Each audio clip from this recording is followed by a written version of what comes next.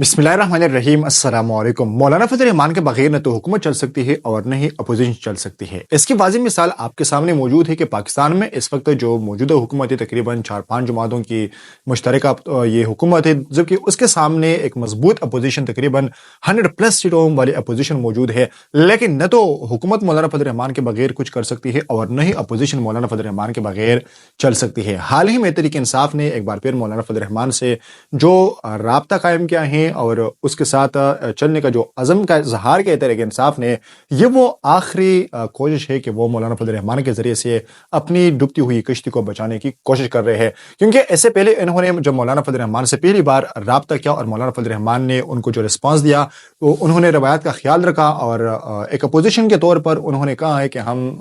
बतौर अपोजिशन आप लोगों के साथ चल सकते हैं, लेकिन ये सिर्फ पार्लियामान की हद तक महदूद होगा, क्योंकि हम ये नहीं चाहते कि हम इस हुकूमत के सामने 2-3 की तरह की अपोजिशन बनाएं, आप अलग अपोजिशन करें और हम अलग अपोजिशन करें। लेकिन जब मौलाना फजल रहमान ने उनकी तरफ हाथ बढ़ाया और उनको सपोर्ट दिया और उनकी जो राय थी उनका एहतराम किया, और हर जगह पे मौलाना फजल रहमान ने जब 26वें आईनी तरमीम में हुकूमत ने मौलाना फजल रहमान से मदद मांग ली, तो उन्होंने जो सबसे बड़ी अपोजिशन जमात है पाकिस्तान तहरीक इंसाफ को, उनको बाकायदा अपने साथ अपने राब्ते में रखा और एक कोऑर्डिनेशन का जो सिलसिला था वो बरकरार रखा। लेकिन जिस तहरीक इंसाफ को एक स्पेस मिल गई और उस स्पेस से उन्होंने ये सोचना शुरू कर दिया कि यहाँ से हम मौलाना के बगैर आगे चल सकते हैं और हम इमरान खान को कैद से भी बाहर निकालेंगे और तहरीक इंसाफ की जो कोई वही मुकाम है उनको भी हम मौलाना के बगैर वापस हासिल कर सकेंगे और इस हुकूमत को टफ टाइम दे सकेंगे। उन्होंने जो हुकूमत हासिल की खैबर पख्तूनख्वा में किसी और के जोर पर और वो किसी और के कंधों से अब वो गोलियां चला रहे थे, लेकिन जैसे ही उनको वहां पे नाकामी का सामना करना पड़ा और उन्होंने वहां पे मुज़ाकरात में कोई लचक नहीं दिखाई और उनको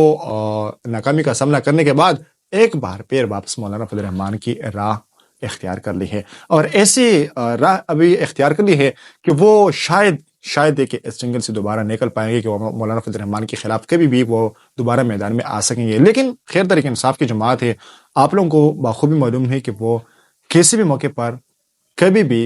किसी भी वक्त वो कुछ भी कर सकते हैं, कह सकते हैं, हो वो उसका सालों पुराना साथी क्यों ना हो। लेकिन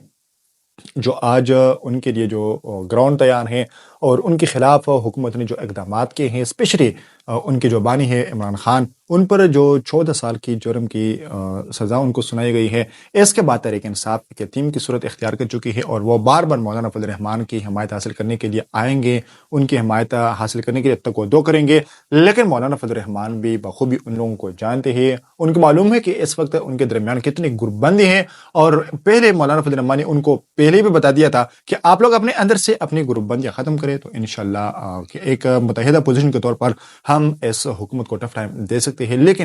लेकिन शर्त यह है कि आप लोगों के जो बंदे हैं, जो आप लोगों में मौजूद है, इदारों के लिए काम कर रहे हैं, हुकूमत में आकर बैठाए गए हैं और वो हमारे खिलाफ बाज़ारी ज़ुबानें इस्तेमाल करते हैं अभी भी, तो आप लोग इनको समझाइए ताकि हमारे दरमियान एक राब्ता कायम रह सके, हमारे दरमियान एक बेहतर खुशगवार माहौल कायम रख सके। इसके लिए इन्होंने 2 रुकनी कमेटी भी बनाई है, जो कि जमीयत उलमा इस्लाम की जानिब से सेनेटर कामरान मुर्तज़ा साहब होंगे, जो कि तहरीक इंसाफ की तरफ से असद कैसर साहब इस कमेटी के रुकन होंगे और ये कमेटी दोनों जमातों के दरमियान रवाबित को बहाल करने में और इन जमातों को करीब से करीब तर लाने की कोशिश करेंगे। तो देखते हैं कि तहरीक इंसाफ मौलाना फजल रहमान की सपोर्ट किस हद तक हासिल कर सकते हैं और मौलाना फजल रहमान हुकूमत या अपोजिशन दोनों के दरमियान किस किश्ती में सवार होंगे, चूंकि वो एक अलग मकाम रखते हैं, एक अलग उनकी पावर है, एक अलग उनकी जमात है, एक अलग उनका लेवल है। लेकिन इस सब के बावजूद भी वो हिमायत कैसी करेंगे हुकूमत के साथ या अपोजिशन के साथ, ये तो आइंदा चंद दिनों में इंशाल्लाह हमें देखने को